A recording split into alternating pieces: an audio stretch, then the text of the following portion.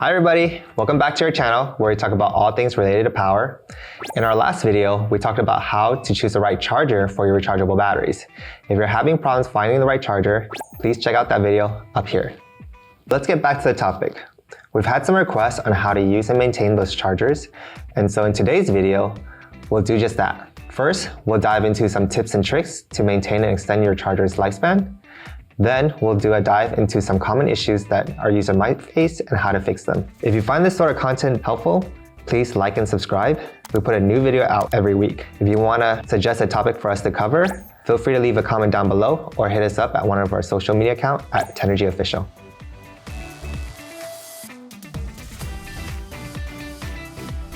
Our first tip is making sure that the charger is compatible with the battery. And what I mean by that is ensuring that it's compatible with things such as like the chemistry, such as if it's a nickel-based battery or if it's a lithium-ion battery, and the size of the battery, such as is it compatible with the AA and AAA, C and D, or 9 volts. In fact, one of the common things we've seen from our users that causes charger and battery failure is when they're trying to recharge a battery that the charger does not support. For example, trying to recharge a lithium 9 volt on this charger here, which is a TN486U, won't work because it's only compatible with a nickel metal hydride or NiCad 9 volts. Nickel metal based batteries and lithium ion based batteries have different charging methods and safety features. And so if you recharge the lithium 9 volt on this charger, it'll be damaging to both the charger and the batteries. On a related note, never recharge alkaline batteries or non-rechargeable lithium-based batteries, which may overheat or cause leakage. So remember to use the correct batteries on the intended charger.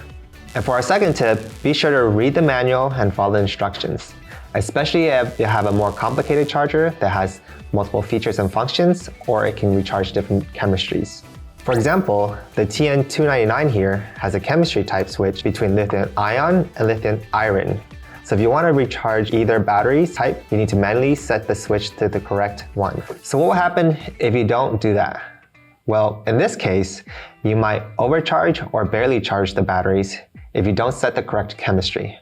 Lithium ion and lithium iron batteries have different nominal voltages. So while lithium ion batteries voltage is 3.7, lithium iron batteries is only 3.2 volts. So since this charger uses a constant current, constant voltage charging method to determine when your batteries are full, it won't stop charging until it reaches the max voltage for that specific chemistry.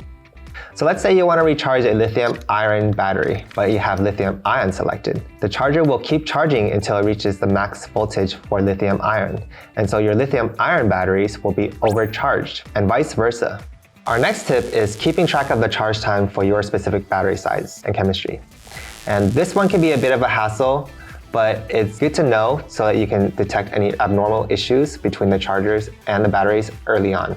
Usually you can find an estimated charge time chart in your charger's manual, but if not, you can use the following formula. You can take the battery's capacity, which is in milliamp hours, and you divide it by that charger's charging rate for that battery size and chemistry, which is in milliamp, to get the estimated charging time. For example, this TN480U's charging current for AA's is 500 milliamp. So the estimated charge time to recharge this Centura AA will be 2000 divided by 500, which is 4 hours. And so if the battery is taking much longer than this to recharge, then you want to check if the battery or the charger has any issues. And also keep in mind that the battery's brand and condition can affect the charging time. So you may want to double check this by getting brand new batteries from the same brand as the charger to double check and see if it still takes a long time to recharge the batteries. If it does, then it may be a charger issue. But if it doesn't, then it may be an issue with your previous batteries. Our next tip is related to input voltage. Many chargers on the market can only set a specific voltage. So if you're traveling a lot, you want to make sure that you're using the right voltage for your charger or it'll damage the charger. Many of Tenergy's chargers include worldwide voltage, so this is an issue. And a lot of our newer charger uses micro USB input, and so you can bring our chargers along anywhere you go and it can recharge your batteries. Our next tip is related to charging and storage location. If you're recharging your batteries, make sure the charger is located in a well-ventilated area that is at room temperature and is away from water or moisture.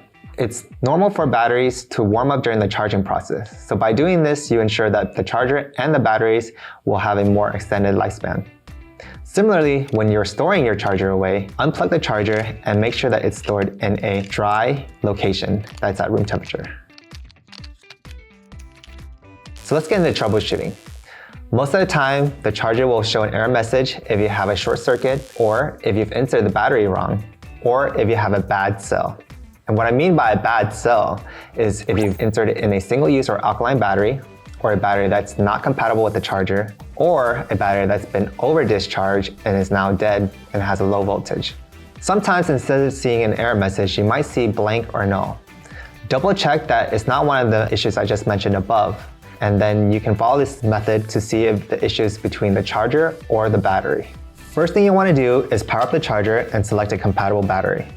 If you suspect that there's a defective slot, insert the battery into that slot first, and then start alternating the same battery into the other slots. If the error message appears every time you insert the battery, even after you change the slot, then the battery is defective. And if you're inserting into one slot and not recharging, and it doesn't recharge there, but it recharges in another slot, it's likely that one slot in the charger has an issue.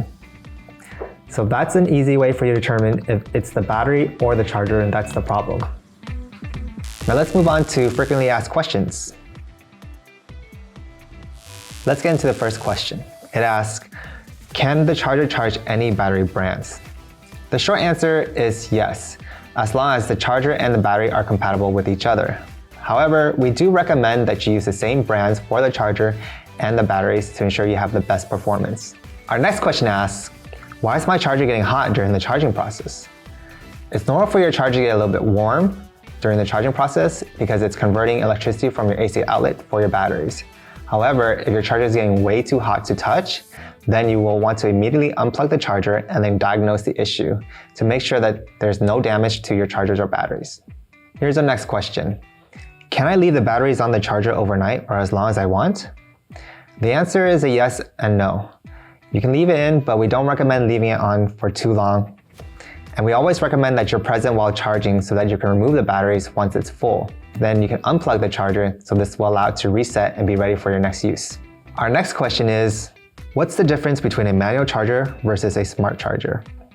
So for smart chargers, the way they work is they use negative delta V detection to determine when your batteries are full, and that's when they stop the charging process. For manual chargers or slow chargers, they charge based on a timer and they charge at a very slow rate. So sometimes when you have a large capacity battery, you might need to put the battery in a second time to make sure that the battery is fully charged. Here's our next question. It says, after fully charging my battery and I removed it from the charger and put it back in, why does the charger still show that it's charging? As we mentioned in our last question, the way our chargers work for nickel metal hydride batteries is that it uses a negative delta V detection. And so what that does is that it's charging the battery up to a certain voltage until it sees a drop in the voltage, and that's how the charger knows that the battery is full. When you're reinserting in the battery, your charger is not seeing that drop, and so you risk overcharging the battery. Here's our next question. It asks, how do I recharge AAA batteries? We get this a lot on some of our chargers. So the way it works with some of our chargers that has a AA and AAA slot is that the AAA slot can be easy to miss because it's right above the AA prongs. So if you look at the very bottom, you'll see that there's the AA, which is the one you're probably used to connecting to. And then right above that is like another metal prong, and that's for your AAA batteries. Our last question is, what does the refresh button do and when do I use it? Okay, so we get this question on some of our chargers which has the refresh buttons. What that function does is it fully discharges your battery down to 0 and then recharges it back to full.